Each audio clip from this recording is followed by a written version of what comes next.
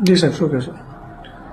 ગત તારીખ 3/11/2025ના રોજ થાનગઢમાં વાસુકી દાદાના મંદિર પાસે જ્યારે પોલીસ અધિકારી કર્મચારીઓ દ્વારા વાહન ચેકિંગની કાર્યવાહી ચાલુ હતી એ દરમિયાન એક સફેદ કલરની સ્વિફ્ટ ગાડીને ચેક કરવા જતા એ ગાડીનો ચાલક જે છે એ ત્યાંથી કોઈ પણ કારણોસર પોલીસને પાસે ઊભું ન રહેવું પડે અને ચેકિંગ ન થાય એના માટે થઈ ત્યાંથી ભાગી અને ભીડભાડવાળી જે બજાર હતી ત્યાંથી વચ્ચેથી ગાડી બેફામ રીતે ચલાવી અને નાસી છૂટેલો હતો.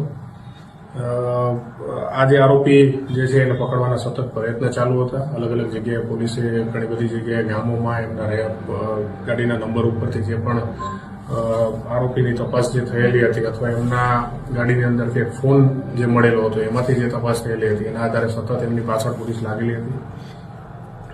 આજરોજ આ બંને આરોપી જે છે એની ધરપકડ જે છે એ થાનગઢ ખારા ફાટક જે છે ત્યાંથી કરવામાં આવેલી છે.